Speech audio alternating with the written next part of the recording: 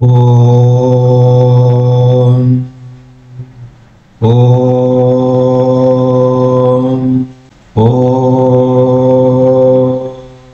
ஓம் come கணபதியே நமः. ஓம் some சரஸ்வத்யை நமः. ஓம் கும் குருभ्यो நமः. ஓம் பிரம்மா விஷ்ணு ருத்ர மகேஸ்வர சதாசிவ துர்கா லட்சுமி சரஸ்வதி சாவித்ரி ராதா தேவியே நமः. ஓம் பிரசீத விஸ்வேஸ்வரி விஸ்வப்ரசீதே பிரசீத விஸ்வேஸ்வரி வேதரூபிணி प्रसीद मायामी मंत्र विग्रहे प्रसीद सर्वेश्वर सर्वरूपिणी. ओम शांति शांति शांति. ओम आनो भद्राः कृतवो यन्तु विश्वतः. सदाशिव समारंभां शंकराचार्य मध्यमाम् अस्मदाचार्य पर्यन्तं वन्दे गुरुपरम्परां. सर्ववेदान्त सिद्धान्त गोचरं तमगोचरं गोविन्दं परमानन्दं सद्गुरुं प्रणतोऽस्म्यहम्. ओम श्री सद्गुरु परमात्मने नमः. பக்த கோடிகள் அனைவருக்கும் என்னுடைய நமஸ்காரம். அம்பாள் கருணையினாலையும் ஆதிசங்கர் பகவத்பாதர் அனுகிரகத்தினாலையும் நாம் இப்பொழுது சௌந்தரலஹரி என்கிறதான மகா ஸ்தோத்திரத்தினுடைய அர்த்த மகாத்மங்களை தெரிந்து கொள்கிறோம். இன்னைக்கு 98வது ஸ்தோத்திரம். இந்த ஸ்தோத்திரத்துக்கு சொல்லியிருக்கிற மந்திரம் ஓம் ஸ்ரீ மாத்ரே நமஹா. ஓம் ஸ்ரீ மாத்ரே நமஹா. சாதாரணமாக எல்லாருமே இந்த புள்ளியார் சுழி போடுற மாதிரி அனைத்து தேவி பக்தர்களும் இனியொருவருக்கு தொடர்பு கொள்கிற இடத்துல ஓம் ஸ்ரீ மாத்ரே நமஹான்னு சொல்லுவார்கள். இது ரொம்ப வினயத்தோடு சொல்லக்கூடியதான ஒரு மகா மந்திரம். அம்மா மாதாங்கிறதான ஒரு மந்திரத்துக்கு மேலே ஒரு உலகத்தில் ஒரு மந்திரம் கிடையாது. அவ்வளோ பெரிய சக்தி வாழ்ந்தது. மனிதகுலம் மட்டும் இல்லை, பல விலங்குகள் கூட அம்மா அப்படின்ற அழைக்கும். பராசக்தியை அம்மா என்று அழைத்தால் எவ்வளவு அம்பாளுடைய பரிபூர்ணமான அனுகிரகம் கிடைக்கும் என்பது அந்த நாமத்தை சொல்லி அம்பாளை அழைக்கிறவங்களுக்கு தெரியும். சங்கல்பம் கர்ப்ப உற்பத்தியர்த்தம் 890 ஸ்லோகம் ஜெபேது. ஸ்லோகத்தில் எதை வர்ணிக்கிறார் அப்படின்னா, அம்பாளினுடைய கருணை வடிவமான பராசக்தி. அம்பாள் என்றாலே கருணை.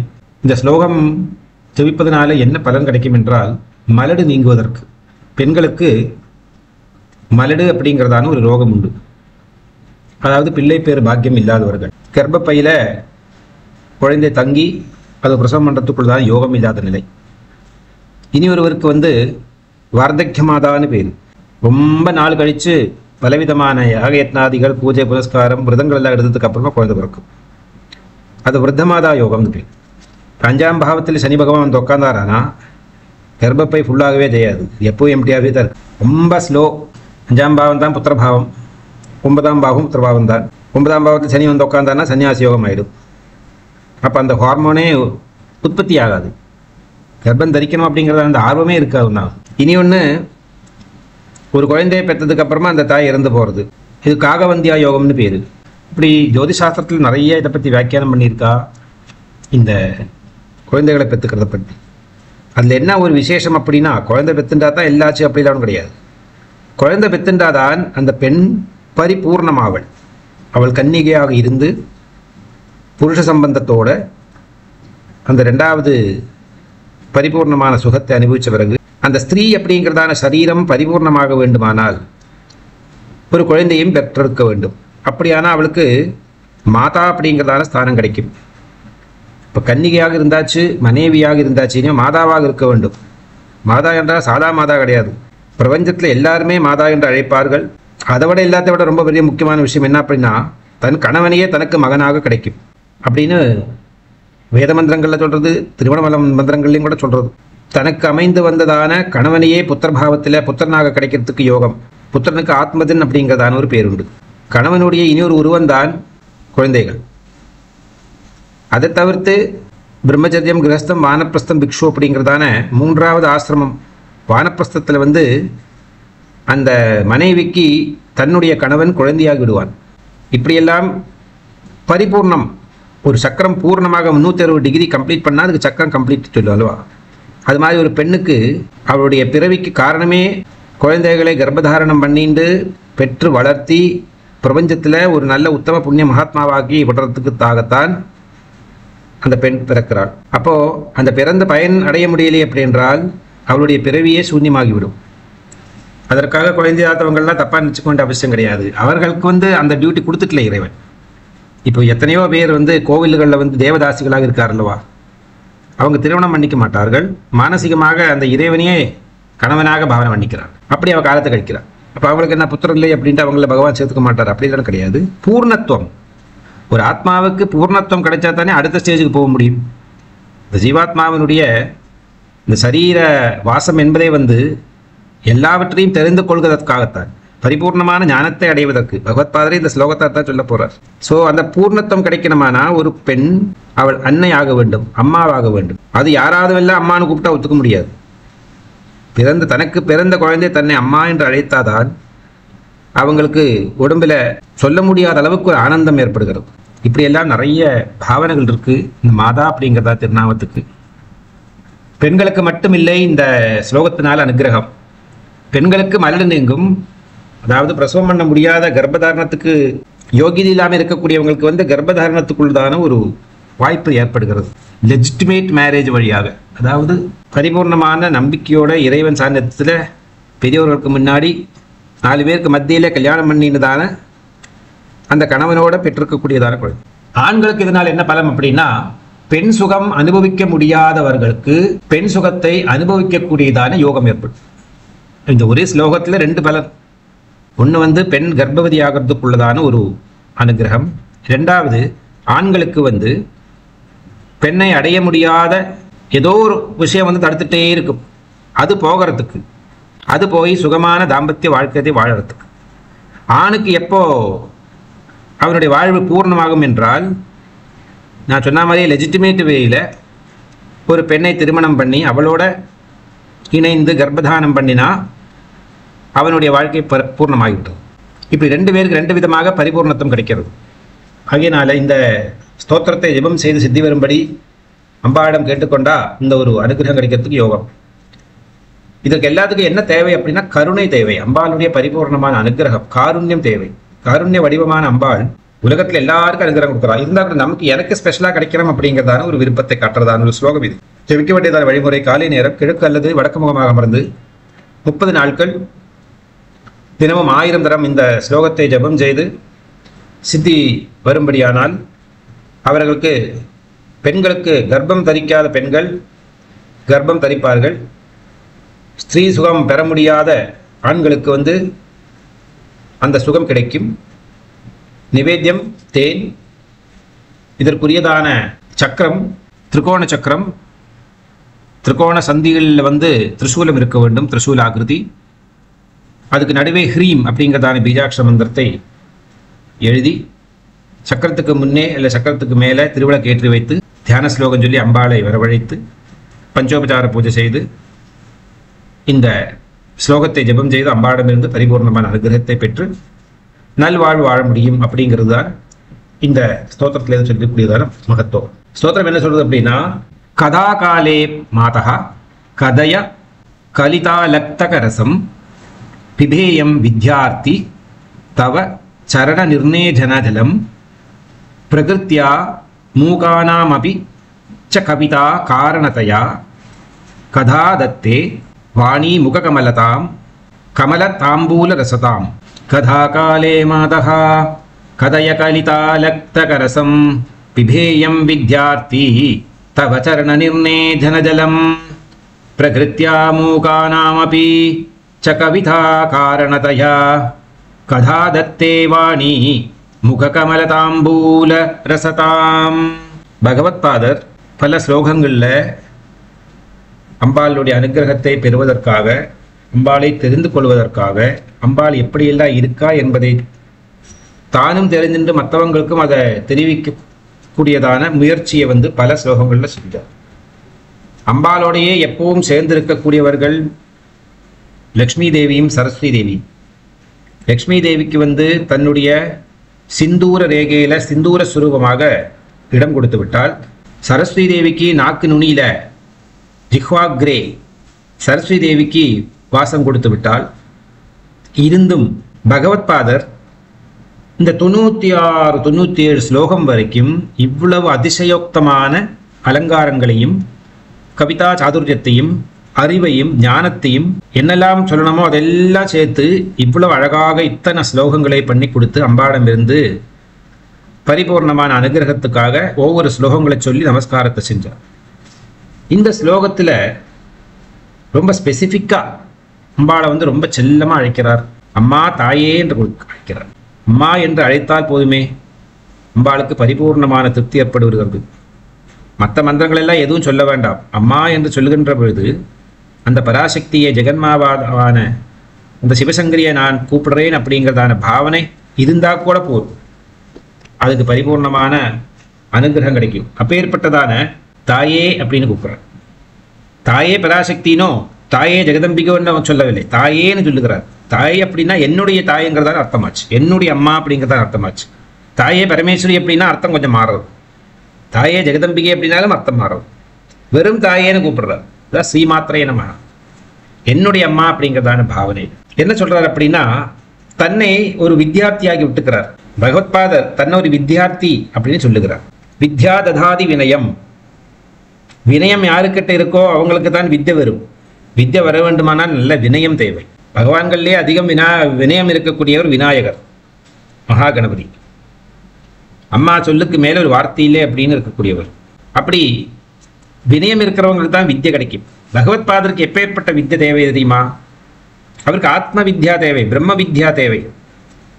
மற்ற வித்தைகள் எல்லாம் அவர் கத்துண்டாச்சு. 5வது வயசுலேயே விஷ்ணு சஹஸ்ரநாமத்துக்கு வியாக்கியானம் சொல்றதான சக்தி படைத்தவர் பகவத்பாதர். அனைத்து வித்தியும் அவருக்கு ஏற்கனவே வந்து கொடுத்து அவருடைய கோவிந்த குருபாதர் அனுகிரகம் பண்ணிவிட்டார். பிரம்மசூத்திரம் 4 பேர் தான் எழுதியிருக்கா. அதில் ஒருவர் வந்து ஆதிசங்கர பகவத்பாதர். அப்பேற்பட்டதான் அந்த பகவத்பாதர் சொல்றார், நான் கல்வியை எதிர்பார்ப்பவன், எனக்கு இன்னும் படிக்கணும் படிக்கணும் படிக்கணும் படிக்கணும் ஆசை இருக்கக்கூடியவன் அம்மா நான். ஆகவே அதுக்கு உன்னுடைய அனுகிரகம் இருந்தால் மட்டுமே தான் ரொம்ப எளிதாக முடியும் என்னுடைய இந்த பிரம்ம வித்யா சஞ்சாரம். ஆத்ம விசாரம் பண்ணுறதுக்கும் காரணம் இந்த பிரம்மம்ங்கிறது சிவம் அப்படிங்கிற தெரிஞ்சுட்டோம் இதுக்கு முன்னெடுத்த ஸ்லோகங்கள். அந்த சிவனோட எப்பவுமே மாறாமல் இருக்கக்கூடியவள் சக்தி. இந்த சக்தி வழியாக சிவனிடம் சென்றோமானால் நமக்கு வந்து செல்வாக்கு, பாராட்டு, அனுகிரகம் எல்லாம் கிடைக்கும். இந்த சிவனை பூர்ணமாக தெரிஞ்சுக்க வேண்டுமானால் சக்தி வழியாக, சக்தியின் கண்கள் வழியாகவே பார்க்கணும். இல்லாமல் சிவத்தை பார்க்கறது ரொம்ப கஷ்டம்.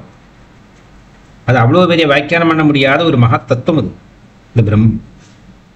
ஆகவே பகவத்பாத சொல்றார், கதாகாலே, எப்போ என்னைக்கு வரும் எனக்கு இந்த ஆப்பர்ச்சுனிட்டி? கதாகாலே, எந்த காலத்தில் எனக்கு நடக்க போகிறது? மாதகா, என் அம்மா, எனக்கு எப்போ இந்த ஒரு நிலை ஏற்படும்? கதையகா, அது நீ சொல்லு, அந்த சத்தியத்தை எனக்கு தெரிஞ்சுக்கணும். கலிதா லக்தக ரசம் பிபேயம் வித்யார்த்தி, இந்த நிலங்கு போட்டுருக்கா அம்பா தன்னுடைய பாதத்தில், அரக்குன்னு சொல்லுவோம். அந்த நிலங்குல வந்து போட்டுருக்கிற பாதத்தில் பரமேஸ்வரன் அம்பாளுடைய பாதத்தில் தன்னுடைய சிரசு இருக்கக்கூடியதான கங்கா ஜலத்தை பிரவாகம் செய்ய வைக்கிறார். நம்ம இதுக்கு முன்னாடி ஸ்லோகத்தை கத்துட்டோம்.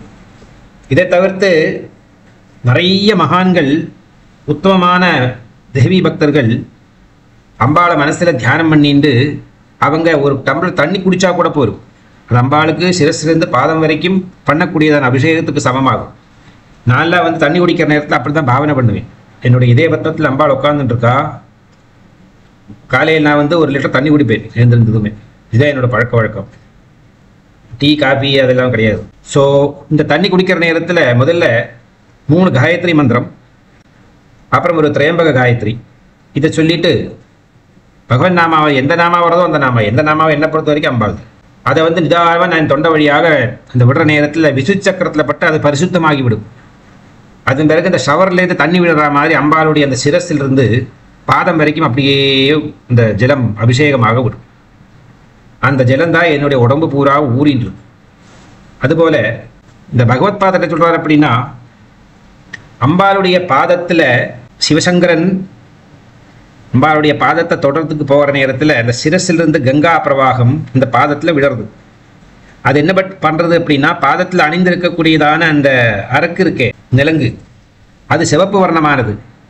அந்த சிவப்பு வர்ணத்தில் இந்த தண்ணி பட்டதும் அதுலேருந்து கொஞ்சம் தண்ணி இந்த சிவப்பு வர்ணத்தோட கலர்ந்து அது ரத்தம் போல, அதாவது செம்பருத்தி சாறு, செம்பருத்தியுடைய இலைய, செம்பருத்தி பூவை புழிஞ்சு அந்த சாருக்கு என்ன வர்ணம் இருக்குமோ, அந்த தாம்பூல ரசத்துக்கு என்ன வர்ணம் இருக்குமோ அந்த வர்ணத்துக்கு சமமாகிறது. அதை நான் வந்து பருக வேண்டும், நான் அதை குடிக்கணும், எனக்கு அதை அருந்த வேண்டும். நான் பானம் பிபேயம், எனக்கு அதை குடிக்கணும். காரணம் என்னன்னா, நான் வித்தியார்த்தியாக இருக்க விரும்புகிறேன். நான் வித்தியார்த்தி, வித்தையை கற்றுக்கொள்ள வேண்டும் என்கிறதான, அதாவது உண்மையான ஒரு வித்தியார்த்தியாக இருக்கிறது. அதற்கு காரணம் என்ன? ஸ்ரீவித்யா ஸ்வரூபிணியான உன்னுடைய உடம்புல ஸ்பர்சனமாய் வரக்கூடியதான எதுவும், அது காற்றானாலும் பரவாயில்லை, நீ அணிந்து கொள்ளக்கூடியதான பூக்களானாலும் பரவாயில்லை, உன்னுடைய ஆடைகளானாலும் பரவாயில்லை, உன்னுடைய உடம்பிலிருந்து வரக்கூடியதான ஜலதாரியானாலும் பரவாயில்லை. இப்போ ஞாபகம் வருது, இந்த பழனியில் நவபாசனத்தால் பண்ணினதான முருக விக்கிரகம் இருக்கு. போகர், சித்தர் போகர் பண்ணி வச்சது. 2 விக்கிரகம் பண்ணுவார். ஒரு விக்கிரகத்தில் மேலே பாஷணம் அல்லவா, இது விஷம். அதை டைரெக்டாக நம்ம எக்ஸ்போஸ் ஆகிட்டோம்னா நமக்கு நோய் போகிறதுக்கு மேலே நோய் வரும். ஆகவே அதில் ஒரு சாறு பூசுவார். அப்போ அது காக வர்ணம் ஆகிடும், நீல வர்ணத்தில் இருக்கிறதான ஒரு கல்லாயிடுறது. 2வது பண்ணினதான இந்த போகசீலை அவர் 9 சிலை பண்ணியிருக்கார் அப்படின்னு புராணங்களில் சொல்கிறது. இனி ஒன்றில் பண்ணுறதுக்குள்ள அவருக்கு சமாதி ஆகிட்டார். பழனி ஆண்டவருடைய இந்த விக்கிரகத்தில் இரவு நேரத்தில் சந்தன காப்பு சாத்துவார்கள். நான் இதுக்கு முன்னாடியே 2 தடவை சொல்லியிருக்கேன் இந்த கதை. அந்த சந்தனம் மறுநாளை காலையில் கொஞ்சம் கிடைக்கும் பிரசாதமாக. எல்லா விதமான உதர வியாதிகளும் போகும். நான் தேவி பாகவதம் சொற்பொழி சொல்கிற நேரத்தில் அதை பற்றி சொல்லியிருக்கேன் நினைக்கிறேன். அந்த முருகனுக்கு என் கண் முன்னாடியே நடந்தது. அந்த அபிஷேகத்தை பண்ணுறார். அந்த அபிஷேகத்தை பண்ணிட்டு இந்த கீழே கொஞ்சம் சந்தனம் ஒட்டின்னு இருக்கிறத அந்த பாத்திரத்தில் வச்சு போட்டு அது ஒரு பண்டாரை இன்னொரு சைடில் கூட்டிகிட்டு போய் உட்காத்தி வச்சார். அப்புறம் அந்த சந்தனம் கலக்கிறதான அந்த பாலோட ஒரு டம்ளர் எடுத்து போய் கண் முன்னாடி குடி அப்படிங்கிறார். சந்தனம் கசக்கும். அதான் சின்ன வயசுலேயே தெரியும். நான் நிறைய சந்தனம் அரைச்சிருக்கேன் கோவிலில். நான் எதை கிடைச்சாலும் எடுத்து கொஞ்சம் டேஸ்ட் பண்ணி பார்த்துட்டு சம்டைம். ஒரு ரிசர்ச் மைண்ட் செட் வர ஒன்றும் இல்லை சின்ன வயசுலேருந்து. அப்போது கசக்கு எனக்கு முன்னாடியே தெரியும். நல்லா குடிச்சேன். முருகா முருகா முருகா முருகா முருகா முருகாங்கிற நாம ஒரு தடவை தானே சொல்லணும். 3 தடவை சொன்னாரதே பெரிய விஷயம் ஆக்கிட்டார். அந்த குகன் பிறக்கிற அல்லவா, ராமாயணத்தில் வரக்கூடியதான குகனுக்கு சாபம் கிடைக்கிறது. ஒரு ஒரு முனிகுமாரன் பூர்வஜன்மாவில் அப்பாவை பார்க்கறதுக்குன்னு கொஞ்சம் மகாத்மாக்கள் வருவார். ஒருத்தர் வருவார், பிராமணன் வரார். எனக்கு கொஞ்சம் பிரச்சனையாக இருக்குது, அதுக்கு பிரதிவிதி வேணும், பிரம்மஹத்தியா பாவம் இல்லை, எனக்கு போகணும் அப்படின்ட்டு. அப்போ அப்பா வெளியே போயிருக்கா, வரத்துக்கு நேரமாகும். அந்த விஷயம் என்ன அப்படின்னு கேட்டார் அந்த பையன். அவர் சொன்னார், எனக்கு பிரம்மஹத்தியா பாவம் இருக்குது, அது போகிறதுக்கு என்ன வழி அப்படின்னு கேட்டு போகிறதா அப்படின்னு. அவ்வளோதானே, முருகா முருகா முருகான்னு 3 தடவை சொல்லுங்க போங்க அப்படின்னு. அந்த பிராமணன் போய் 3 தடவை முருகா முருகா சொல்லி சரவண பொய்கையில் மூழ்கிட்டார். அதோட அவருடைய பிரம்மஹத்தியா பாவம் போச்சு. அப்பா வந்தாச்சு. அப்பா வந்தப்போ கேட்டார், யாருடா வந்தா, என்ன நடந்தது சொன்னால், இந்த மாதிரி ஒரு பிராமணன் வந்தார், பிரம்மஹத்தியா பாவம் போனோம் அப்படின்ட்டு, நீங்கள் வெளியில் போயிருக்கேன் அப்படின்னு. எவ்வளோ நேரமாகும் எனக்கு தெரியாது அப்படின்னு. சரி, இப்போ நான் என்ன பண்ணுறது அப்படின்னு. உங்களுக்கு என்ன பிரம்மஹத்தியா பாவம் போன அவ்வளோ தானே, 3 தடவை முருகா முருகா முருகா சொல்லுங்க அப்படின்னு சொல்லி விட்டுட்டேன் அப்படின்னார். சபாஷ் அப்படின்னார். ஆனால் நீ ஒரு தப்பு பண்ணாய், அதனால நான் உன்னை சாபம் போட போகிறேன் அப்படின்னார். என்ன சாபம், எதுக்காக, நான் என்ன தப்பு பண்ணேன் அப்படின்னு. முருகான்னு ஒரு தடவை சொன்னாலே 1000 பிரம்மஹத்தியா பாபம் போகும். நீ ஏன் 3 தடவை சொன்னாய், 2 நம்பத்தை வேஸ்ட் பண்ணியே. அப்போ உனக்கு நம்பிக்கை இல்லையா, அதனால நீ ஒரு காட்டாளனா போ அப்படின்னு சாபம் போட்டார். அவர் தான் குகனாக வர்றார் ராமாயணத்தில், ஸ்ரீராமர் பாட்டு. சரி, நீ அப்படி இருக்குதா, இந்த முருக விக்கிரகத்துக்கு இரவு நேரத்தில் நல்ல வேர்வை இருக்கும். நீ சமயபுரம் தாயார்கிட்ட போனேன்னா பார்க்கலாம் அந்த அனுபவத்தை, சுகத்தை. பல விக்கிரகங்கள் அந்த உண்டு, சைதன்யம் உண்டு. அதாவது அது ஸ்பெஷல், அதுதான் விக்கிரகம். அது விசேஷமான கிரகண சக்தி இருக்கக்கூடியதான சக்தி, ஒரு தத்துவம், ஏதோ அதுக்கு பேர் விக்கிரகம். ஆகவே இந்த முருகப்பெருமானுக்கு வெறும் கோமணத்தை உடுத்தி மட்டும்தான் வைப்பா, கௌபீனத்தோட. இரவு நேரத்தில் உடம்பு பூரா வேர்க்கும். மறுநாளைக்கு காலையில் அந்த உடம்பில் இருக்கிறதான அந்த வேர்வை பூராவும், இந்த கௌபீனங்கிறது துணி அல்லவா, கௌபீனத்தில் தங்குறது. கௌபீனத்திலேருந்து வரக்கூடியதான கௌபீன தீர்த்தம்னு பேர் இருக்கு. அந்த ஜலம் மகா விசேஷமான ஒரு தீர்த்தம். அது கிடைக்குமானா அவ்வளோ சந்தோஷம். யாருக்காவது கிடைக்குமானா அது போய் கேட்டு தெரிஞ்சுட்டு வாங்குவோம். இப்பெல்லாம் அஃப்கோர்ஸ் பகவானோட அனுகிரகம் இருந்தால் தான் அதில் பரிபூர்ணமாக சக்தியோடு நமக்கு சேரும். அது இல்லைன்னா பணம் கொடுத்துட்டா போகிறோம், கிடைக்கும். என்ன வேணால் பண்ணலாம். இப்போது ஹிந்து கோவில்களில் பணம் தான் பேசும் இப்போ. ஆனால் அது பொருள் கிடைக்குமே தவிர பொருளில் சக்தி இருந்ததுன்னு வராது. பகவான்கிட்ட பக்தியோடு நமக்கு கிடைக்கக்கூடியதுக்கு தான் அருள். அதனால் அந்த சிறப்பு சிறப்பு வழி, சிறப்பு தரிசனம், 1000 ரூபா கொடுத்து போகிறேன், 2000 ரூபா கொடுத்து போகிறேன், இதுக்கு ஒன்றும் பலன் கிடைக்காது. சரி, வி ஆர் வேஸ்டிங் அவர் மணி. காரணம் என்னன்னா, பொருள் கிடைக்கும். இப்போ நிறைய மல்லிகைப்பூ இருக்குது பாருங்க, வாசனை இருக்கிற மல்லிகைப்பூ இருக்குது, வாசனை இல்லாத பூ இருக்குது. பார்க்குறதுக்கு ஒரே மாதிரி தான் இருக்கும். அது என்னதான் பண்ணாலும் ஒரு வாசனை கிடையாது. மல்லிகைப்பூவில் அப்படி ஒரு ஜாதி உண்டு. நான் ஜாதி மல்லிகை சொல்லலை, அப்படி ஒரு இனம் இருக்குது. ஒரு ஒரு டைப் ஆஃப் மல்லிகைப்பூ இருக்குது. நிறைய பூக்கள் பார்க்கறதுக்கு ரொம்ப அழகாக இருக்கும், வாசனை இருக்காது. அதுபோல் தரிசனம் பண்ணி விடலாம், பகவானோட அனுகிரகம் கிடைச்சது வராது. பயபக்தி சத்தையோட கியூ இருந்தால் கியூவில் நின்று இறைவனை பார்க்க மாட்டோமா, இறைவன் எனக்கு தரிசனம் தரமாட்டாரா அப்படிங்கிறதான ஏக்கத்தோடு எவன் ஒருவன் போகிறானோ அவன் கொடிமரத்துக்கு பின்னாடி நின்று சேவை பண்ணா கூட போரும். அந்த தரிசனத்தினுடைய பலன் பரிபூர்ண பலன் அவனுக்கு அங்கே வந்து சேரும். இங்கே சிறப்பு வழி வேறொரு வழி அப்படின்னு சொல்லி 5000 10,000 அப்புறமா வந்து திருத்தனமாக கொஞ்சம் பணம் கொடுத்து இதெல்லாம் ஒன்றும் காரியத்துக்கு போதுவாது. அதை பார்க்கலாம், அனுகிரகம் கிடைக்காது. நான் சொல்லி வரேன் எப்படின்னா, இந்த விக்கிரகத்தில் இப்போ ஏற்பட்டதான சைதன்ய தத்துவங்கள் எல்லாம் இருக்குது. அதனால மறுநாளைக்கு காலையில் எப்பவுமே அந்த உஷக்காலத்தில் பகவானுக்கு நீராடுகின்றதான அந்த முதல்ல அபிஷேகம் பண்ணார். அந்த அபிஷேக தீர்த்தத்தை தான் அன்னைக்கு பூராவது கொடுப்பா எல்லாருக்கும் தீர்த்தமாக. அப்படிதான் பழக்க வழக்கம், அப்படிதான் கொடுக்கணும். எப்படி போல தெரியாது. அதனால் அந்த தீர்த்தத்தை சேவிச்சிட்டோமானா நோய்கள் எல்லாம் போகும். நமக்கு தேவையான விட்டமின்ஸு மினரல்ஸ் எல்லாம் அதிலே வந்துடும். நம்மளுடைய உடம்பில் தேவையான ஹார்மோன்ஸ் எல்லாம் டெவலப் ஆகிடும். துஷ்டி புஷ்டியோட சகல சௌபாக்கியத்தோட சௌக்கியமாக நம்ம வாழ முடியும். அப்போ பகவத் பாதருக்கு இங்கே ஒரு யோசனை என்ன அப்படின்னா, அம்மா உன்னுடைய அந்த பாதத்தை அபிஷேகம் பண்ணி வரக்கூடியதான அந்த சிவந்த நீர் இருக்கல்லவா, அதை எதோட கம்பேர் பண்ணி பார்க்குறாரு அப்படின்னா, தவ சரண நிர்ணேஜன ஜலம். அந்த பாத தீர்த்தம் வந்து 2 விதமாக வரும். அம்பாள் வந்து சிவசங்கமத்தோட சிவ சக்தி ஐக்கியமாக சகசார பத்மத்தில் சேருகின்ற நேரத்திலையும் அம்பாளுடைய உடம்பு பூராவும் வேர்வை அடைந்து அந்த சிவசம்யோகத்தினால வந்ததான அந்த வேர்வை தன்னுடைய பாதம் வழியாக நம்மளுடைய சிரஸ்திலிருந்து சொட்டி ஆத்னா சக்கரம் வந்து அங்கிருந்து நேர விசுத்தி சக்கரம் வந்து அநாகதா சக்கரம் வந்து அந்த நீர்த்துள்ளி வந்து மணிபூர சக்கரம் வந்து சுவாதிஷ்டான சக்கரம் வந்து மூலாதார பத்மத்தில் வந்து சேரும். இது எப்படி எடுத்துக்கணும் அப்படின்னா, ஒரு பூசாரி ஒரு பெரிய மலையில் இருக்கிறதான கோவில் கீழே இருந்து 2 குடம் தண்ணீரை மேலே தூக்கிட்டு போவார் பகவான் அபிஷேகத்துக்கு அப்படின்னு. இங்கேருந்து கஷ்டப்பட்டு தூக்கின்னு மேலே போய் அங்கே போய் ஒரு அபிஷேகத்தை பண்ணுவார். அபிஷேகம் பண்ணி அந்த தீர்த்த ஜலத்தை வந்து 2 குடம் விட்டுருக்கார். ஒரு 2 சிப்பு தான் எடுத்துப்பார். அவர் 3 தடவை குடிக்கணும் மினிமம். அகால மிருத்திகரணம், சர்வவியாதி நிவாரணம், சமஸ்த பாபக்ஷேகரம், எந்த பகவானோ அந்த பகவத் பாதாதுகம் பாவனம் சுபம் அப்படின்னு குடிக்கணும். பராசக்தி பாதோதகம், சிவசங்கர பாதோதகம், மகாவிஷ்ணு பாதோதகம், ஸ்ரீமன்னாராயண பாதோதகம், இல்லை சுப்பிரமணிய பாதோதகம், இல்லை கணபதி பாதோதகம், இல்லை ஸ்ரீராமச்சந்திர சுவாமி பாதோதகம், எப்படியோ அப்படி அவங்களுடைய பாதத்தில் அபிஷேகம் பண்ணிடுதான உதகம் அப்படின்னா தண்ணீர் ஜலம். அந்த ஜலத்தை நான் பருகிறேன். அதனால எனக்கு என்னாகும் அப்படின்னா சர்வ வியாதியும் அப்பிரத்யட்சமாகும். ஆதி வியாதி ரொம்ப முக்கியமான 2 அனாதம்பிமார் பிறக்கிறதே கூட வந்துடுவா. கூப்பிடாம வர 2 பேர் 2 பேர் ஆதியும் வியாதியும். ஆதி வியாதி அனிர்ணீனாம் விப்ரஸ்ரீ பாதபங்கஜம்.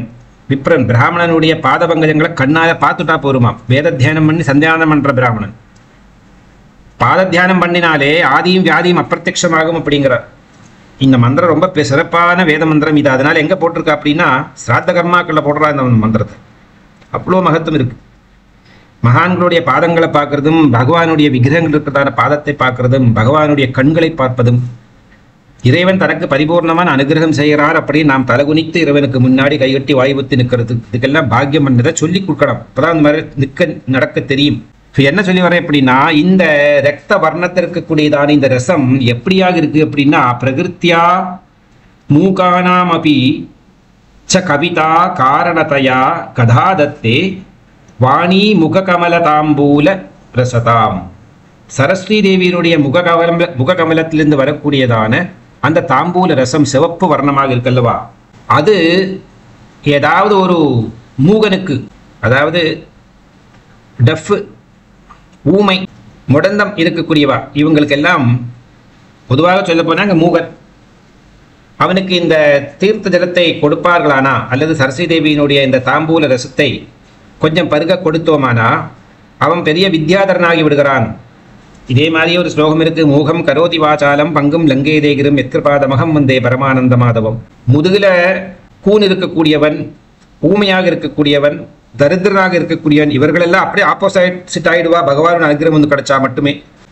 மூகாம்பிகா தேவி, மூகாசுரனுடைய கதை எல்லாருக்கும் தெரியும். அதுபோலே காஞ்சியில் வந்து ஒரு மூகர், அவரு தான் அந்த அம்பாளுடைய தசகம் எழுதியிருக்கார். இப்படியெல்லாம் பெரிய பெரிய பெரிய மகான்களுக்கு வந்து பலவிதமான அனுகிரகத்தை கொடுத்த அம்பாள் அவர்களை பெரிய வித்யாதர்களாக்கி இருக்கார். அதைத்தான் சொல்லி வந்தார். அந்த சகஸ்திரதல கமலத்தில் இருந்து உன்னுடைய பாதம் வரைக்கும் பிரசரிக்கக்கூடியதான அந்த ஜலம், அந்த புண்ணிய தீர்த்தம், அதை சேவை பண்ணினா சரஸ்வதி தேவியினுடைய தாம்பூல கமலத்தை சாப்பிட்டத்துக்கு சமமாகிவிடும். சரஸ்வதி தேவியினுடைய திருவாயிலிருந்து வரக்கூடியதான தாம்பூல ரசம் சாப்பிட்டா அவனுக்கு எப்படி ஒருவன் வித்யாதரனாகி விடுவானோ, அதை வந்து உன்னுடைய பாதத்தை அபிஷேகம் செய்து வரக்கூடியதான அந்த தீர்த்தத்தை அருந்து விட்டானால் அவனுக்கு சர்வ வித்யா பிராப்தி கிடைக்கிறது. உலகத்திலேயே பெரிய வித்யை பிரம்ம வித்யை. அந்த பிரம்ம வித்தியை அடைய முடியும். அதனால எனக்கு நீ எப்ப தரப்போறாய், எப்படி தரப்போறாய், எங்க தரப்போறாய்ங்கிறத பத்தி தான் எனக்கு கேள்வி. இப்போ கதாகாலே எந்த காலத்தை எனக்கு கிடைக்கும், நான் எப்ப பெறுவேன், அதை நீ சொல் அப்படிங்கிறார். கதையா சொல், ரொம்ப ஆர்வமாக இருக்கு எனக்கு இப்போ அப்படிங்கிறது. ஸோ மூகனை வந்து வாசாலன் ஆக்கிறதுக்கு சரஸ்வதி தேவியினுடைய தாம்பூல கவலம். கவலம் அப்படின்னா ஆக்சுவலி வாசனைன்னு பொருள். தாம்பூல ரசம். கொல்லூர் மூகாம்பிகா க்ஷேத்திரத்தில் வந்து கஷாயம் சொல்லி ஒன்று கொடுப்பா, பல மூலிகைகள் எல்லாம் போட்டு பண்ணிக்கூடியது. அதே மாதிரி சோத்தானிக்கரையில் வந்து காலையில் உஷப்பூஜை வந்து சரஸ்வதி தேவி ஆகமாகத்தான் அங்கே பூஜா விதி. அதனால மூகாம்பிகா கோவில் எப்பவுமே 6 மணிக்கு அப்புறம் தான் திறப்பா காலையில்.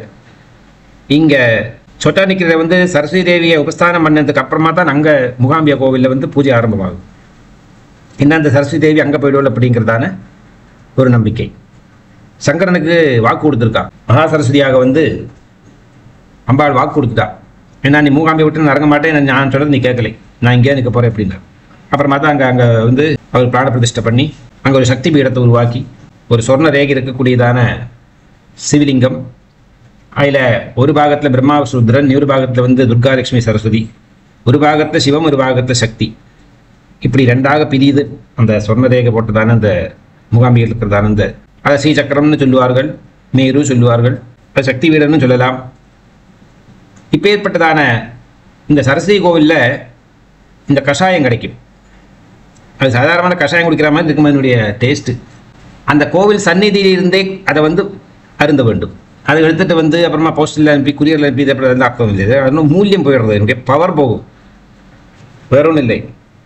ஒன்றும் இல்லாததுக்கு அதாவது ஆகலாம், பரவாயில்லை. அது இல்லைன்னா சொந்தமாக கையில் எப்பவுமே ஜலத்தை எடுத்துட்டு, நான் எப்பவும் சொல்கிறது இந்த சந்தியாவந்தன மந்திரங்களுடைய வியாக்கியானம் பண்ணுற நேரத்தில் சொல்லுவேன் இந்த மந்திரத்தை, இந்த தத்துவத்தை. ஆக்சுவலி சூரியச்ச மாமன்யச்ச மன்யச்ச மன்னுபதயச்ச மன்யகிருதேபியா பாபேபியோ ரக்ஷந்தாமித்ராத்ரஹ்யா பாபமகார்ஷம் மனதாபாச்ச ஹஸ்தாபியாமத்பியாமுதரேண சிஷ்ணா ராத்ரிஸ்ததவலம்பதோ யத்கிஞ்ச துரிதம் மகி இதமகம் மாமிருதியோனோ சூரியோ ஜோதிஷிஜ்ஜுஹோ விஸ்வாஹா. காலை நேரத்தில் வந்து பிராசன மந்திரத்தில் இந்த ஜலத்தை நாம் குடிக்கிறோம். கையில் உள்ளங்கையில் வந்து 2 உத்தரணி மூட்டை ஜலத்தை விட்டுக்க வேண்டியது. இதில் வந்து சாதாரணமாக நான் பாவனை பண்ணுறது வந்து மகாவிஷ்ணு அந்த அனந்த சயனாக இந்த பால்கடலை படுத்துன்னு இருக்கிற மாதிரி பாவனை பண்ணுவேன். ஏன்னா ஜலம் விஷ்ணு, ஜலே விஷ்ணு, ஸ்தலே விஷ்ணு, விஷ்ணு சர்வ விஷ்ணு தான் எல்லாமே அந்த மாதிரி. ஸோ இந்த உள்ளங்கையில் இருக்கிறதான ஜலத்தை நான் வந்து பிராசனம் பண்ணுறதுக்கு முன்னாடி ஜலத்தை விட்டுட்டோம்னா அந்த மந்திரம் சொல்கிற நேரத்தில் மந்திரத்துக்கு அர்த்தம் வேறு இருக்குது. ஸோ மந்திரம் சொல்கிற நேரத்தில் மகாவிஷ்ணுவை வந்து லக்ஷ்மி தேவி சகிதனாக அந்த பாற்கடலில் படுத்து இருக்கிற மாதிரி இருக்கிறதான பாவனை பண்ணிட்டு நான் வந்து இந்த நமக்கு கையில் வந்து ஒரு ரேகை இருக்குது பாருங்கள். 3 முக்கியமான ரேகைகள் இருக்குது. ஒன்று வந்து ஆயுர் ரேகை, இன்னொன்று புத்தி ரேகை, இன்னொன்று ஹார்ட் ரேகை, ஹிருதய ரேகைன்னு பேர். அப்போ இந்த ஆயுர் ரேகை வந்து நம்ம கையினுடைய கீழ்ப்பக்கமாக வளர்ந்து வர்றது. It's called ring. இங்கே மூணு ரிங் இருக்குது இந்த இடத்துல. இதுக்கு வந்துட்டு பாக்ய ரேகைன்னு பேர் இந்த இடத்துல, இந்த கையினுடைய பெண்ட் ஆகிற இடம். இது வழியாக நம்ம வந்து அந்த ஜலத்தை பிராசனம் பண்ணிக்கணும், உள்ள இழுத்துக்கணும். இது எப்படி இருக்கிறது அப்படின்னா, அந்த ஜலம் விடுற நேரத்தில் நான் வந்து இந்த சகஸ்ரார பத்மத்தில் இருந்து சிவசக்தி சம்யோகத்தினால் வரக்கூடியதான அந்த ஜலதீர்த்த மாட்டமா இதை குடிக்கிற நேரத்தில் இந்த ஷடாதார சக்கரங்கள் இருக்கல்லவா, நமக்கு ஆத்மா சக்கரத்திலிருந்து மூலாதார பத்மம் வரைக்கும் இந்த ஒவ்வொரு சக்கரங்களாக படிப்படியாக இந்த ஜலம் இப்படி இறங்கி போகிற மாதிரி பாவனை பண்ணிக்கணும். அப்போ இந்த உள்ளங்கைங்கிறது வந்துட்டு சகஸ்ரார பத்மம். இந்த பாக்யரேகை இருக்கிறதான கையினுடைய இந்த மடங்குற இடம் இருக்க அந்த கன்னி, அதுக்கு மூலாதாரம்னு பேர். விரலுக்கு தேவாரெல்லாம் உண்டு, 5 விரலுக்கு 5 இந்த மூலாதார பத்மம் வரைக்கும் இந்த ஜலம் வந்து இறங்குறது. இப்படியெல்லாம் பாவனை பண்ணித்தான் பாவனை யத்பாவம் தத்பவதிஹி. பாவனை பண்ணித்தான் நமக்கு ஒரு கன்விக்ஷன் ஏற்படும் நமக்குள்ளேயே. ஆகவே என்ன சொல்லி வந்தார் அப்படின்னா, அந்த தீர்த்தம் என்பது வந்து ஊமைகளையும் கவிதை இயக்கக்கூடியதான ஒரு தகுதி சக்தியை அளிக்க செய்ய சக்தி வாய்ந்தது. அப்படி சரஸ்வதி தேவியின் வாயால் மெல்லப்பட்ட அந்த தாம்பூல ரசத்தை வந்து அதனுடைய தன்மையை, அந்த சுகத்தை நான் எப்போ அடைய போகிறேன் நீ சொல்லு. அதாவது என்ன சொல்றாரு இன்டைரக்டா அப்படின்னா, எனக்கு உன்னுடைய பாதத்தை அபிஷேகம் பண்ணினதான அந்த தீர்த்த ஜலம் குடிக்க வேணும் இப்போ, அவ்வளவுதான். குழந்தைகளுடைய உடம்பில் எல்லாம் இறைவன் இருக்கார். இது ஒரு சத்தியம். எந்த மதத்தில் எந்த ஜாதியில் எப்படி போட்டாலும் எல்லா குழந்தைகளுடைய உடம்புலேயே வந்து பகவான் தான் இருக்கார். குழந்தைகளுக்கு வந்து அமிர்தம் பானம் தேவை, குழந்தைகளுக்கு வித்தை தேவை, குழந்தைகளுக்கு தேஜஸ் ஓஜஸ் வர்ச்சஸ் ஆயுஸ் எல்லாம் தேவை. அப்போ குழந்தைகளுக்கு ஒரு பழக்கத்தை கிருஷ்ண பரமாத்மா கண்டுபிடிச்சு கொடுத்துருக்கார். அதுபோல மாந்தாத்தா மகர்ஷிக்கு வந்து இந்த அனுபவம் ஏற்படுகிறது. இந்த குழந்தைகள் எல்லாம் காலில் இருக்கிறத அந்த கட்டை விரல வாயில் ஒதுக்கி வச்சுக்கணும். நம்ம இந்த பாட்டில் மில்க் குடிக்கிற மாதிரி இந்த கட்டை விரல வந்து தன்னுடைய வாயில போட்டு சப்பும்போது அந்த ஜலத்தை குடிச்சுட்டே இருக்கும்போது குழந்தை என்ன பாவனம் பண்றது தெரியுமா? பிறவிக்கு முன்னாடியே பராசக்தி கிட்ட நான் வந்து கேட்டேன், அம்மா எனக்கு உன்னுடைய பாதங்களை அபிஷேகம் பண்ணிருந்தான அந்த தீர்த்தம் குடிக்க வேணும் அப்படின்னு. இப்போ இந்த ஜென்மாவில் அம்பாள் என்னுடைய குழந்தை வடிவமான உடம்பை உட்காந்துண்டு, மோஸ்ட் இன்னசென்ட் இல்லவா, ஒன்றும் தெரியாதது பச்சை குழந்தை, அம்மா அம்மான்னு சொல்ல தெரியும், பசித்தா அழத்தெரியும், எங்கேயா வலி இருந்தால் அழத்தெரியும், தவிர ஒன்றும் தெரியாத நிலை. அந்த குழந்தை என்ன பண்ணுறது அப்படின்னா, பாதத்தில் இருக்கக்கூடிய பதாங்குலியம் இருக்குல்லவா, பாதத்தில் இருக்கிறதா அந்த அங்குலியத்தை வாயில் வச்சுன்னு சப்புறது, அந்த தண்ணீரில் ஊறுறதே அதை பானம் பண்ணுறது. அதனாலேயே குழந்தைகளுக்கு வந்து பலவிதமான ஞானமும் அறிவும் எல்லாம் அவங்களுடைய வாழ்க்கையில் அமைஞ்சு வந்துடும். என்ன ஒரு நேச்சுரல் ப்ராசஸ் பார்த்தீங்களா? அதே மாதிரி கைவரில் கட்டவரில் குடிக்கிற வழக்கம் உண்டு சில குழந்தைகளுக்கு. இதெல்லாம் இப்போ ரொம்ப பேட் மேனர்ஸ் அப்படின்லாம் எடுத்து விடுவா. அதில் அந்த கசப்பு நெறிஞ்சிலுவா இருக்கு, இந்த வேப்பிலை இருக்குது பாருங்க, இந்த வேப்பிலை சாரையெல்லாம் பெரட்டி விட்டுருவா குழந்தையோட விரல் எல்லாம். மகா அக்கறம் அதெல்லாம். குழந்தை பாட்டு குடிச்சிட்டு போட்டுமேன், இல்லை பல்லு கோணாமானா வந்துடும், என்னெல்லாமோ அதுக்கு தேவை இருந்தது இல்லாதமெல்லாம் சொல்லி அவளுக்கு ஏதோ மெடிசன் சப்ளை அவளுக்கு செல் பண்ணணும், அது பண்ணி வைப்பான். இதெல்லாம் நேச்சுரலாக நடக்கிறதான விஷயங்கள். இதெல்லாம் அப்படி எப்படி நடக்கட்டும், தப்பு கிடையாது. அந்தந்த வயசில் தான் இந்த வயசில் குடிக்க முடியும். அதே மாதிரி இல்லாமல் குழந்தைகளுக்கு அப்படி அவளோட ஃப்ரீடத்தை கொடுக்கணும். அப்படி பராசக்தி வந்து எப்படி பண்ணுறா பாருங்க. எல்லா குழந்தைகளும், ஆல்மோஸ்ட் எல்லா குழந்தைகளுக்கும் புத்தி இருக்குது, சாமர்த்தியமாக எப்படி வாழணும்னு தெரியாது. வித்தியை கற்றுக்கிறதுக்குள்ளதான ஒரு இயல்பு இயற்கையாகவே வந்து சேர்றது அவங்களுக்கு எல்லாம். எல்லாருக்குமே வந்து இந்த மாதிரி அம்பாள் வந்து ஒரு மறைமுகமான ஒரு சரகேட்னு வச்சுக்கொள்ளேன். இங்கிலீஷில் அந்த வார்த்தை எனக்கு வருது, சரகேட். அதை மாதிரி இதை மாதிரி எப்படி சொல்லுவோமே, அதே மாதிரி அம்பாளுடைய அந்த பாதத்திலிருந்து வரக்கூடியதான தீர்த்த ஜலத்தை வந்து சொந்தம் பானம் செய்துக்கக்கூடியதான அந்த குழந்தைக்கு உலகத்தில் இருக்கிறதான எல்லா விஷயங்களையும் அதுக்கு இயற்கையாகவே தெரிந்து கொள்ள முடிகிறது. இதில் ஆத்ம வித்யா, மகாவித்யா, ஸ்ரீவித்யா அவ்வளோ வித்தியாசம் தான் உள்ளது. ஆத்ம வித்யாவை தெரிஞ்சுக்க போகிறதா, மகாவித்யாவை தெரிஞ்சுக்க போகிறதா, ஸ்ரீவித்யாவை தெரிஞ்சுக்க போகிறதா, திஸ் இஸ் டிஃப்ரெண்ட். ஆனால் அந்த குழந்தை அதை பருகிறது. அதனால என்ன ஆகும்னா அதுக்கு நல்ல ஆரோக்கியம், நல்ல அறிவு எல்லாம் கிடைக்கும். நாம் என்ன பண்ணணும் அப்படின்னா, ஃபிசிக்கலாக நமக்கு வந்து அம்பாள் நேரடியாக போய் மகா கைலாசத்தில் போய் பார்க்க முடியலை, இல்லை பிரம்மலோகத்தில் போய் பார்க்க முடியலை, வைகுண்டத்தில் போய் பார்க்க முடியலையே அப்படிங்கிறதுக்காகத்தான் பாவனை ரூபத்தில் மகர்ஷிகள் மகான்கள் எல்லாம் என்ன பண்ணா அப்படின்னா, வீட்டில் ஒரு சின்ன விக்கிரகத்தை வச்சுக்கோ, பஞ்சலோக விக்கிரகம், சொர்ண விக்கிரகம், வெள்ளி விக்கிரகம், ஏதாவது ஒரு விக்கிரகத்தை வச்சுன்னா அந்த விக்கிரகத்தில் அபிஷேகத்தை பண்ணி அந்த பாத தீர்த்தத்தை வந்து நித்திய சேவை பண்ணிக்கோ. ஆனால் பகவத்பாதர் இங்கே சொன்னதை ஞாபகம் வச்சுட்டு பண்ணு அப்படிங்கிற பகவத்பாதர் அர்த்தம் எடுத்து சொல்கிறாரு இங்கே இந்த ஸ்லோகத்தில். அப்போ தனக்கு இவ்வளவு அறிவு இருந்துட்டும் அந்த அறிவையெல்லாம் அவர் ஒன்றும் பெருசாக சண்டைப்படுறதில்லை. அவர் என்ன பண்ணுறாருன்னா, எனக்கு பிரம்ம வித்யை உன்னுடைய பாதத்தில் வர வர அபிஷேகம் ஜலத்தை சேவை பண்ணிட்டு அது வழியாக எனக்கு பிரம்ம வித்யா கிடைக்க வேண்டும். இவருக்கு ஏற்கனவே பிரம்ம வித்யை கொடுத்து அமைச்சிருக்காங்க. இந்த 4-5 வயசுல அவருக்கு பூடல் போட்டாச்சு. பிராமண குடும்பத்தில் பிறந்தவர் அல்லவா, அவள் மாமா தான் போட்டு விடுறாரு பூடல், அப்பா இருந்து போயிட்டு. பிரம்ம வித்தியை தெரிஞ்சுக்கிறதுக்கு 5 வயசுலேயே பூடல் போட்டுக்கணும்னு நியமம் உண்டு. அப்போ இவளுக்கெல்லாம் தேர் ஆல் பார்ன் வித் தட், அந்த ஹெரிட்டேஜோட தானே வந்திருக்கா. அவெல்லாம் ப்ரீ பிளான்டு பர்த் அல்லவா அவளுக்கெல்லாம். மகான்களுக்கு பிறவிங்கிறது ஒரு உபாதி, அவ்வளோதான். அந்த அளவுக்கு தான் அதுக்கெல்லாம் இம்பார்ட்டன்ஸு. அதனால அந்த குழந்தைக்கு சிறு வயசுலேயே வந்து உபநயனம் பண்ணி பிரம்ம வித்யா உபதேசம் பண்ணி விட்டாச்சு. அவன் காயத்ரி மந்திர ஜபம் பண்ணிட்டு இருக்கா, ஒரு வாட்டு போயிட்டு இருக்க முடியும். ஆனால் இப்போ அம்பாளை நேரடியாக பார்த்ததுக்கு அப்புறமா அம்பாளுடைய அந்த பாத அந்த சரண தீர்த்தத்தை வந்து நாம் எப்படியாவது பருக வேண்டும் அப்படிங்கிறதான ஒரு ஆசை அவருக்கு உற்பத்தி ஆகிறது. காரணம் என்ன தெரியுமா?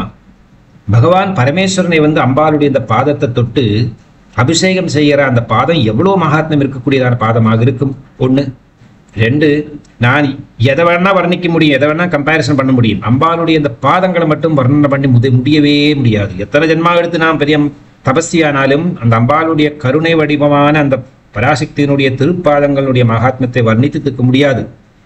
ஆகவே எனக்கு கிடைக்கக்கூடியதாக ஒரு பெரிய கிஃப்ட்டு ஏன்னா எனக்கு கிடைக்கக்கூடியதான ஒரு பெரிய பிரசஸ்தி அனுகிரகம் என்ன அப்படின்னா, அம்பாளுடைய இந்த கருணை வடிவம் எனக்கு எப்படியாக இருக்க வேண்டும் அப்படின்னா, இந்த பாத தீர்த்தமாக அமைய வேண்டும்.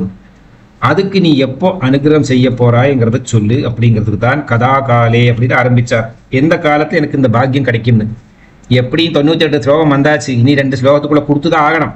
அவர் விடமாட்டார், பிடிவாதம் பிடிச்சு உட்காந்துருப்பார் சங்கரர். சின்ன பயல் வித்யார்த்தின்னு அவர் சொல்லிட்டார் முன்னாடியே. எனக்கு வித்யா தெரிஞ்சுக்கிறதுக்கு ஆசை இருக்கக்கூடியவன் வித்யார்த்தி இல்லையா? அதாவது வினயத்தோட கேட்கற, ரொம்ப வினயத்தோட பவ்யதையோட கேட்கற. ஏன்னா வினயம் இருக்கிறவங்க தான் வித்ய வரும்னு ஒரு சாஸ்திரம் வரை இருக்கு. அதனால ரொம்ப அம்பாளை வந்து அம்மான்னு சொல்லி அழைச்சு இந்த ஸ்லோகத்தை பாடி அம்பாளுடைய பரிபூர்ணமான அனுகிரகத்தை வாங்குறார்.